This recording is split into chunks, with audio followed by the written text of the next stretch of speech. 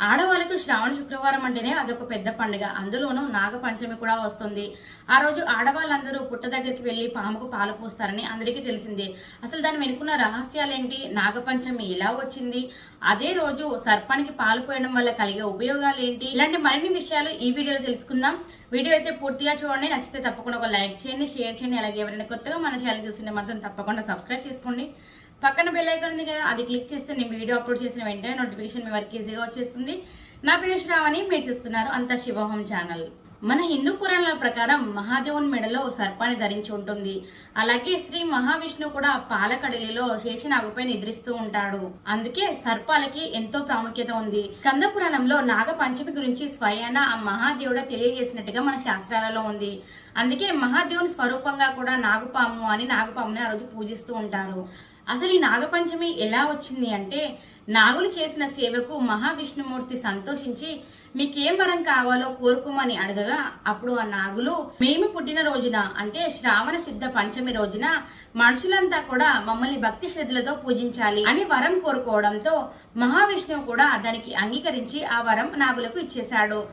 అప్పటి నుంచి ఇప్పటి వరకు నాగదేవతలకు పూజ చేయడం మనకి ఆనవాయితీగా వస్తుంది. మనం చూసుకుంటే పాములు ఎక్కడ పడితే అక్కడ ఉండే వ్యవసాయం చేసే భూముల దగ్గర వాటంతట అవే ఒక పుట్టను నిర్మించుకుని అందులోనే జీవిస్తూ ఉంటాయి. అంతేకాకుండా పంట పొలాలను కాపాడుతూ ఉంటాయి.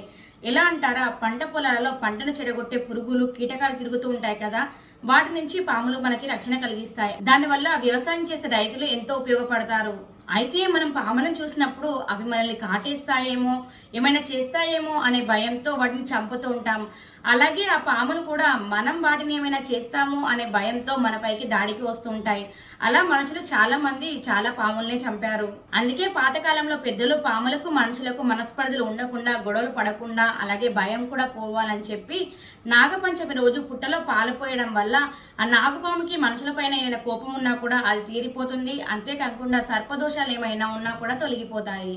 అంతేకాదండి, మన శరీరాన్ని ఒక పుట్టగా భావిస్తే మనకు కూడా 9 రంధ్రాలు ఉంటాయి. వాటినే నవరంధ్రాలు అని అంటారు. ప్రతి ఒక్కరి శరీరంలోనూ నాడలతో నిండి ఉన్న వెన్నుముకను వెన్నుపాము అని పిలుస్తారు. వీటిలో కుండలిని శక్తి మూలధార చక్రంలో పాము ఆకారంలో ఉంటుంది అని యోగ శాస్త్రం ద్వారా తెలుస్తుంది. ఇది మన శరీరంలో కామ, క్రోధ, లోభ, మద, మోహ, ఆశ్చర్యాలను విషాన్ని కక్కుతూ మనిషిలోని సత్య గుణాన్ని హరించి వేస్తూ ఉంటుంది. అందుకే నాగపంచమి రోజు పాములకు ప్రత్యేక పూజలు నిర్వహిస్తారు. మన హిందూ పురాణాల ప్రకారం నాగదేవతలకి ఆ రోజు ప్రత్యేకంగా పూజలు చేసి నైవేద్యం పెట్టి పాలు పోయడం వల్ల మనకున్న సకల దోషాలు కూడా తొలగిపోతాయి. అలాగే కుజ దోషానికి, అలాగే కాలసర్ప దోషానికి అధిపతి ఆ సుబ్రహ్మణ్యేశ్వర స్వామి. అందుకే నాగదేవతలు ఉండే పుట్టలో పాలు పోసే నైవేద్యం సమర్పించడం వల్ల పెళ్లి కాని వారికి పెళ్లి అవుతుంది. అలాగే గర్భదోషాలు ఏమైనా ఉన్నా కూడా తొలగిపోతాయి. మీరు ఉండే చుట్టుపక్కల పుట్టలు కానీ నాగ మందిరాలు కానీ లేకపోతే మీరు ఇంట్లో కూడా బియ్యం పిండితో నాగప్రతిమను ముగ్గుగా వేసి దానికి నైవేద్యాలు సమర్పించడం వల్ల కూడా మీరు కోరిన కోరికలు నెరవేరుతాయి. అలాగే మీరు ఆరోగ్యవంతులు కూడా అవుతారు.